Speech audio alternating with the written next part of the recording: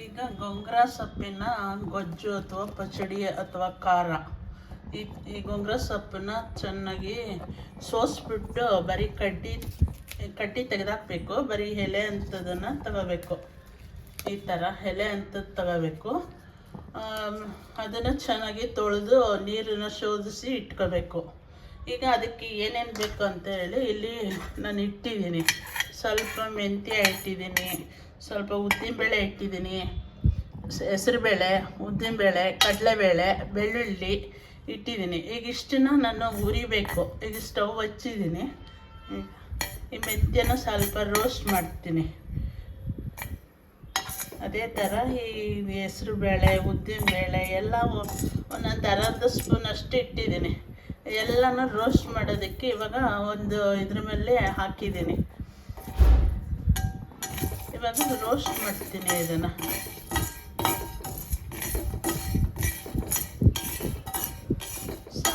ಸ್ವಲ್ಪ ಗಮ್ಮನ ಬರೋಂಗೆ ರೋಸ್ಟ್ ಮಾಡ್ತೀನಿ.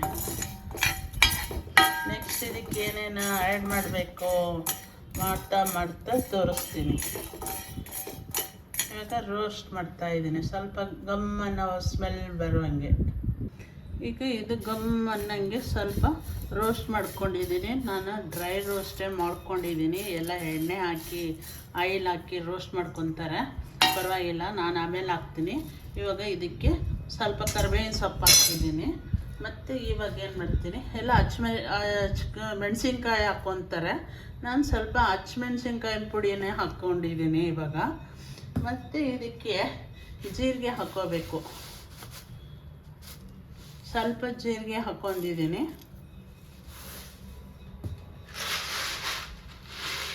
ಸ್ವಲ್ಪ ಪೆಪ್ಪರ್ ಹಾಕೋತಾ ಇದ್ದೇನೆ. ಇಷ್ಟ ಆದರೆ ಗೊಂಗ್ರ ಸೊಪ್ಪಿಂದು ಖಾರ ರೆಡಿ ಆಗುತ್ತೆ. ಇವಾಗ ಇದು ಬಿಸಿ ಇದೆ, ಈ ಪಾತ್ರೆ ಬಿಸಿ ಇದೆ. ಅದ್ರ ಮೇಲೆ ಲೈಟಾಗಿ ಹಂಗೆ ಸ್ವಲ್ಪ ರೋಸ್ಟ್ ಮಾಡ್ತೀನಿ. ಇದು ಒಂದು ಕಡೆ ಆದರೆ ನೆಕ್ಸ್ಟ್ ಇದನ್ನು ಸ್ವಲ್ಪ ತಣ್ಣಗಾಗಕ್ಕೆ ಬಿಡ್ತೀನಿ. ಸ್ವಲ್ಪ ಟೈಮು ತಣ್ಣಗಾಗಲಿ. ಈಗ ಇಲ್ಲೊಂದು ಪಾತ್ರೆ ಇಟ್ಟಿದ್ದೀನಿ. ಈ ಪಾತ್ರೆಗೆ ಸ್ವಲ್ಪ ಆಯಿಲ್ ಹಾಕ್ತೀನಿ. ಇವಾಗ ಆ ಪಾತ್ರೆಗೆ ನಾನು ಏನು ಮಾಡ್ತೀನಿ, ಗೊಂಗ್ರ ಸೊಪ್ಪನ್ನ ಹಾಕಬೇಕು. ಗೊಂಗ್ರ ಸೊಪ್ಪು ಹಣ್ಣು ಹಿಡಿಯುತ್ತೆ, ಅದು ತಳ ಹಿಡಿಯುತ್ತೆ. ಅದಕ್ಕೋಸ್ಕರ ಸ್ವಲ್ಪ ಆಯಿಲ್ ಹಾಕಿದ್ದೀನಿ. ಈ ಆಯಿಲ್ ಹಾಕಾದ್ಮೇಲೆ ಈ ಪಾತ್ರೆಗೆ ಸೊಪ್ಪು ಹಾಕ್ತಾಯಿದ್ದೀನಿ. ಗೊಂಗ್ರ ಸೊಪ್ಪನ್ನ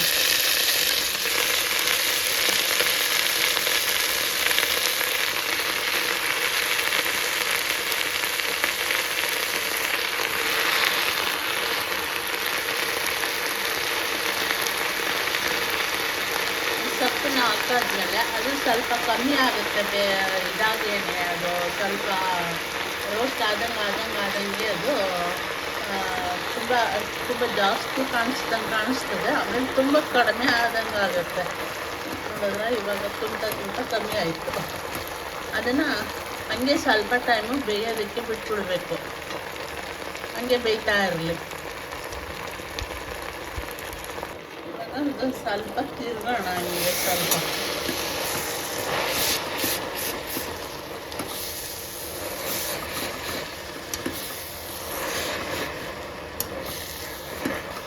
ಜಾಸ್ತಿ ಸೊಪ್ಪಿರೋದ್ರಿಂದ ಅದು ಸ್ವಲ್ಪ ಬೇಯಕ್ಕೆ ಟೈಮ್ ತಗೊಳುತ್ತೆ. ಇವಾಗ ಅದು ಅದ್ರ ಪಾಡಿಗೆ ಅದು ಬೇಯ್ತಾ ಇರಲಿ.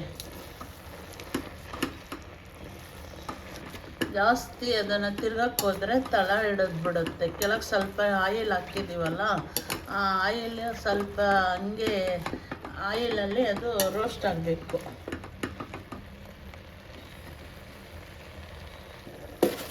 ಟೈಮಲ್ಲಿ ಸ್ವಲ್ಪ ಉಪ್ಪನ್ನು ಸೇರಿಸ್ಕೊಂಡ್ಬಿಡ್ಬೇಕು. ನಿಮ್ಗೆ ಎಷ್ಟು ಸೊಪ್ಪು ಹಾಕಿದ್ದೀರ ನೋಡಿಕೊಂಡು ಉಪ್ಪನ್ನು ಸೇರಿಸ್ಕೊಳ್ಳಿ. ಅದು ಹಂಗೆ ಇರಲಿ. ಸ್ವಲ್ಪ ಹಿಂಗೆ ಒಂದು ಲಿಡ್ಡನ್ನ ಮುಚ್ಚಿಬಿಡೋಣ. ಈ ಥರ ಬೇಯ್ತಾ ಇರುತ್ತೆ. ಇವಾಗ ಸ್ವಲ್ಪ ಅದನ್ನು ತಿರುಗಬೇಕು, ತಿರ್ಕೊಬೇಕು.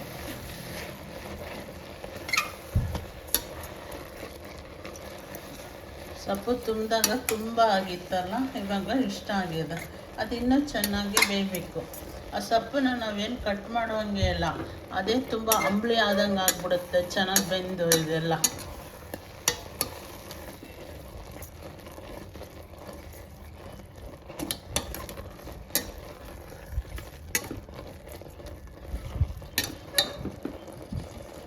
ಇನ್ನು ಸ್ವಲ್ಪ ಅದು ಚೆನ್ನಾಗಿ ಬೇಯಬೇಕು. ಇವಾಗ ನಾನು ಇಲ್ಲೆಲ್ಲ ಹಾಕಿದ್ದೀನಲ್ಲ, ಬೆಳ್ಳುಳ್ಳಿ, ಕರಿಬೇವಿನ ಸೊಪ್ಪು, ಜೀರಿಗೆ, ಮೆಣಸು, ಬೇಳೆಕಾಳುಗಳು, ಚೆನ್ನಾಗಿ ಕಾಳೋದು, ಕಡಲೆಬೇಳೆ, ಉದ್ದಿನಬೇಳೆ ಎಲ್ಲ ಹಾಕಿದ್ದೀನಲ್ಲ, ಇದನ್ನು ಮಿಕ್ಸಿ ಜಾರ್ಗೆ ಹಾಕ್ಕೊಂಡು ನಾನು ಅದನ್ನು ಪೌಡ್ರ್ ಮಾಡ್ಕೊತೀನಿ. ಇವಾಗ ಇದಕ್ಕೆ ನಾನಿಷ್ಟು ಧನಿಯಾ ಪುಡಿನ ಹಾಕೋತೀನಿ. ಎಲ್ಲ ನಾನು ಪೌಡ್ರ್ ಮಾಡಿ ಇಟ್ಕೊಂಡಿರೋದ್ರಿಂದ ಪೌಡ್ರ್ ಹಾಕ್ತೀನಿ. ಇಲ್ಲ ಅಂದರೆ ನೀವು ಅದನ್ನು ಒಂದು ಬಾಣಲೆಯಲ್ಲಿ ರೋಸ್ಟ್ ಮಾಡ್ಕೊಂಡು ಪೌಡ್ರ್ ಮಾಡ್ಕೋಬೇಕು. ಇದಕ್ಕೆ ಸ್ವಲ್ಪ ಅರಿಶಿನ ಪುಡಿನ ಹಾಕ್ಕೊತೀನಿ. ಈಗ ನಾನು ಮಸಾಲೆ ಹುರಿದು ರೆಡಿ ಮಾಡ್ಕೊಂಡಿದ್ನಲ್ಲ, ಅದು ಈ ಥರ ಆಗಿದೆ. ಈ ಥರ ಇದನ್ನು ನಾವು ಈ ಥರ ರೆಡಿ ಮಾಡ್ಕೊಳ್ಳಿ. ನೆಕ್ಸ್ಟ್ ಆ ಸೊಪ್ಪು ಹೆಂಗೆ ಬೆಂದಿದೆ ಅಂತ ನೋಡೋಣ. ಈಗ ಈ ಸೊಪ್ಪು ಈ ಥರ ಬೆಂದಿದೆ. ಇನ್ನೊಂದು ಸ್ವಲ್ಪ ಬೇಯಬೇಕು, ಇನ್ನೂ ಚೆನ್ನಾಗಿ ಬೇಯಬೇಕು. ಇದು ಇನ್ನೂ ಚೆನ್ನಾಗಿ ಬೇಯಲಿ, ನೋಡ್ಕೋಬೇಕು, ತಳ ಹಿಡಿದು ಬಿಡುತ್ತೆ.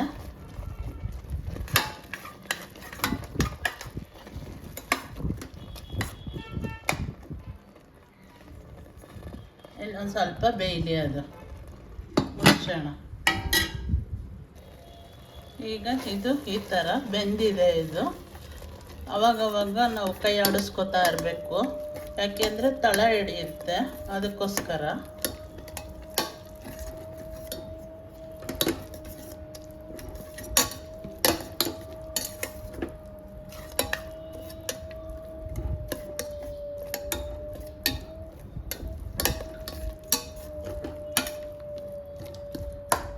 ಇನ್ನೊಂದು ಸ್ವಲ್ಪ ನೀರೆಲ್ಲ ಫುಲ್ ಡ್ರೈ ಆಗೋಂಗೆ ಇನ್ನೊಂದು ಸ್ವಲ್ಪ ಬೇಯಿಸಿದ್ರೆ ಗೋಂಗೂರ ಖಾರ ಅಥವಾ ಗೋಂಗೂರ ಪಚ್ಚಡಿ ರೆಡಿ ಆಗುತ್ತೆ. ಇವಾಗ ಇದು ಹಿಂಗೆ ಬೇಯ್ತಾ ಇದೆ. ಇದನ್ನು ನಾವು ಇನ್ನೊಂದು ಪಾತ್ರೆಗೆ ತೆಗೆದು ಒಗ್ಗರಣೆ ಹಾಕ್ಬೋದು.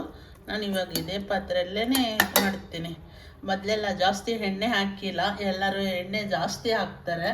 ನಾನು ಸ್ವಲ್ಪ ಎಣ್ಣೆ ಕಮ್ಮಿ ಹಾಕೋದ್ರಿಂದ ಅವಾಗವಾಗ ನಾನೇ ಮುಂದೆ ನಿಂತು ತಿರುಗಬೇಕು, ಯಾಕೆಂದರೆ ಅದು ತಳ ಹಿಡಿಯುತ್ತೆ, ಅದಕ್ಕೋಸ್ಕರ. ಇವಾಗ ನಾನಿಲ್ಲಿ ಎಣ್ಣೆ ಹಾಕ್ತಾಯಿದ್ದೀನಿ. ಎಣ್ಣೆ ತುಂಬ ಹಾಕ್ತಾರೆ ಅಂದರೆ ಇದು ಹೆಚ್ಚು ದಿವಸ ಇಡ್ಬೋದು, ಕೆಡಲ್ಲ ಅನ್ನೋದಕ್ಕೋಸ್ಕರ, ಕೆಡಬಾರ್ದು ಅನ್ನೋದಕ್ಕೋಸ್ಕರ ಹಾಕೋದು. ಇವಾಗ ನಾನಲ್ಲಿ ಎಣ್ಣೆ ಹಾಕಿದ್ದೀನಿ, ಎಣ್ಣೆ ಕಾಯ್ತಾ ಇದೆ. ಎಣ್ಣೆ ಹಾಕಿದ್ದೀನಿ. ಆ ಎಣ್ಣೆ ಮಧ್ಯ ನಾನು ಸಾಸಿವೆನ ಅಲ್ಲೇ ಹಾಕ್ತಾಯಿದ್ದೀನಿ.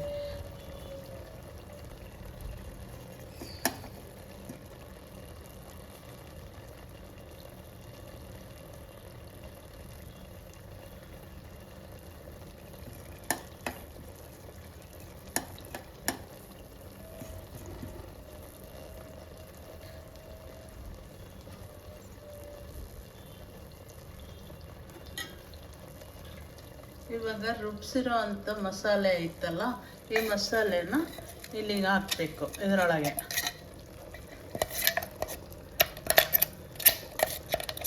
ನಾನು ಈಸಿಯಾಗಿ ಹೇಳ್ಕೊಡ್ತಾ ಇದ್ದೀನಿ, ಇನ್ನೊಂದು ಪಾತ್ರೆ ಮಾಡ್ಕೊಂಡು ಕಷ್ಟಪಡೋದು ಬೇಡ ಅಂತ ಹೇಳಿ. ಎಲ್ಲ ಬ್ಯುಸಿಯಾಗಿರ್ತೀರಲ್ಲ, ಅದಕ್ಕೋಸ್ಕರ.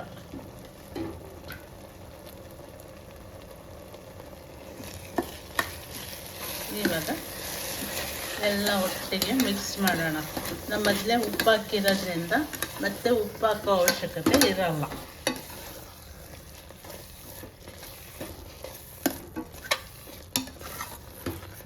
ಅಥವಾ ನಿಮಗೆ ಉಪ್ಪು ಕಮ್ಮಿ ಆಯಿತು ಅನಿಸಿದ್ರೆ ಟೇಸ್ಟ್ ಮಾಡಿ ನೋಡಿ ಉಪ್ಪು ಹಾಕ್ಕೋಬೋದು. ಈ ಥರ ಪಚ್ಚಡಿ ಮಾಡಿಕೊಂಡ್ರೆ ಇದನ್ನು 15 ದಿವಸ ಇಟ್ಕೋಬೋದು. ಇದನ್ನು ಅನ್ನಕ್ಕೆ, ರೊಟ್ಟಿಗೆ, ಚಪಾತಿಗೆ ಎಲ್ಲದರ ಜೊತೆನೂ ತಿನ್ಬೋದು.